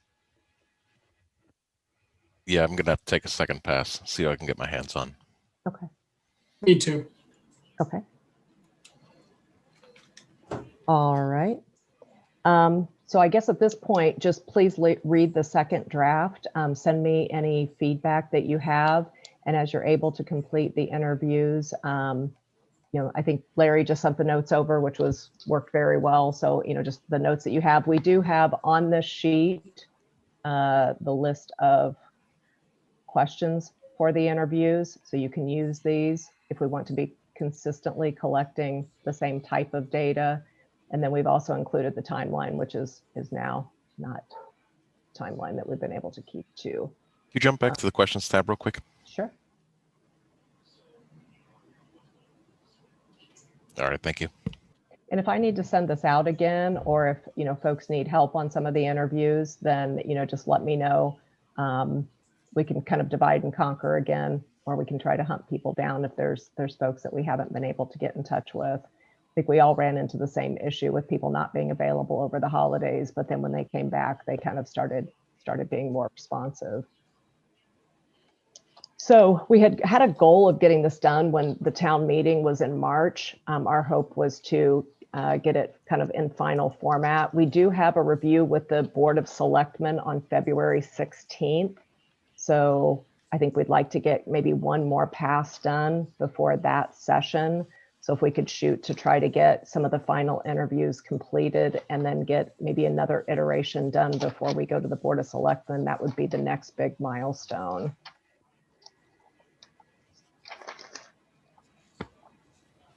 and so how do we feel about meeting before the 16th?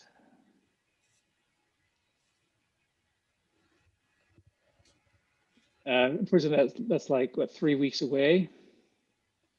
And I'd like to maximize our time before that. What does everybody's schedule look like for Monday, the 15th?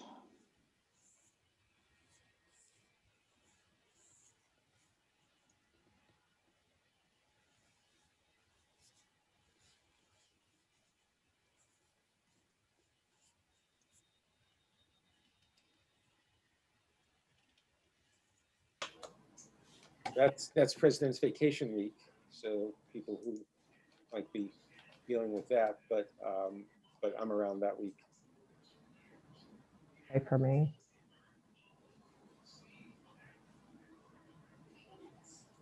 It's okay for, it's okay, it's okay for me as well. Jeff, would the 15th work? Yeah, I'm fine for, you said the 15th? Could Yeah, we, Monday the could we 15th. potentially, Yep, I'm good. could we potentially push it to that Tuesday, the 16th instead? Right now, my Monday is open, but I do have a meeting that sometimes pops up on Monday that I need to be at because I run it. And we haven't scheduled our February meeting yet. So the 16th is the Board of the Selectmen meeting. Oh, so it needs to be before. So it needs to be, or it could be done earlier in the day on the 16th, but I don't know how everybody feels about. That's that. Then let's Yeah. plan on the 15th, and I'll work around it. Alternatively, we could target the end of the previous week, like the 11th or 12th. That'd be fine with me. Yeah. In order to get another iteration out, Matt, I just need to, I mean, that would give us the rest of this week and next week to get the interviews done. If we're doing it on the 12th, I would have to have the feedback like no later than the 9th or the 10th in order to have time to get it into a new draft. Yeah, I mean, I don't want to, given that I'm 2 not weeks. sure that I'm even going to have something, I don't want to start yanking people around. So if the 15th is the right date, then let's do the 15th.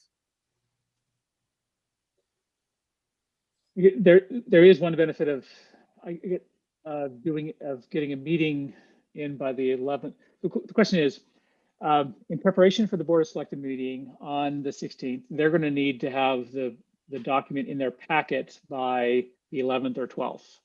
A Thursday usually. Is that Thursday is Thursday? the cutoff for getting things into the packet. Yeah, so that's like the 11th.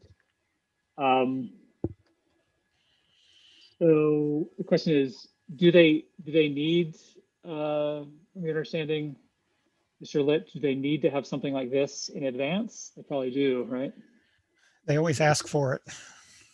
You know, sometimes what'll happen is you'll provide an updated version at the meeting, which then has to, you know, go through the route to get it into the town clerk's archive for a document that was referred to in the meeting. And Matt, of course, some people do like to read the slides ahead of time so they can ask questions, which is a two-edged sword. Matt, you're actually supposed to have it in there for the packet. Occasionally, there'll be something that shows up a day or two late that they post a revised version of the packet. So there's sometimes a little flexibility, but it should. I would urge you to have It's that supposed in to the be packet. by the back. Okay, Yeah, so so people can effectively, read it. Yeah. we need to have it done by the 11th, which is the Thursday. All right. Which means that you can't meet any later than the Wednesday. What does everybody's schedule look like for the 10th? Okay. Fine. We could also go with the draft that we have. I'm not sure it's going to change, you know, substantially. If we can get some more into it, we can. But I mean, I think the version that we have now could be a discussion document for the Board of Selectmen as is as well. I'm okay on the 10th as well. I'll be tentative for the 10th. Larry, did you say that you'd be available on the 10th? Yeah, no, I'm good. Okay. What is your preference, Angela? The 10th works. Yep, I can do this. Should we target the 10th? Yeah, between those two, what do you think? What would you recommend, Angela? Should we target the 10th, or should we just go with the current draft and for the Board of Selectmen meeting? I think it depends on if we actually think we're realistic about getting more interviews. Are we really going to get more interviews to add more data to the document? I think we will. I think we will. Okay. And I like the idea of putting it gives us something to work towards. Sort of a forcing function. Let's do it. And let's target meeting on the 10th. So if we meet on the 10th, then I need any input from the interviews and stuff like that really by like around the 8th at the latest. Beginning of the week. So about a little over a week and a half. Okay. Okay. Could I recommend if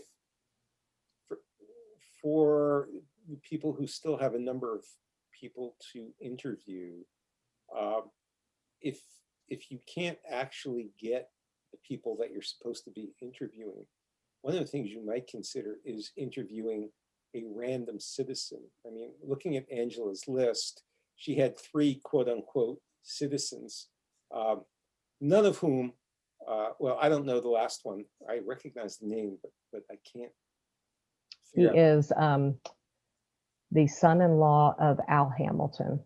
Okay, He well, is also a Southborough resident and a technology person. neither John nor Al are people that we haven't gotten a lot of input from one way or the other over the years.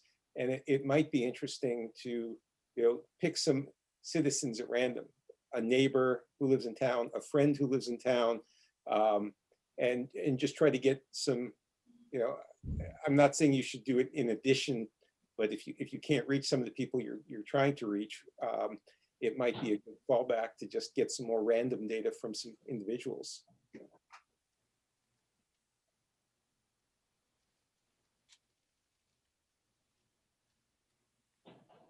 Good point. Good point. Let me just really quickly. I'll take a look at these meeting rooms that are available for the 10th.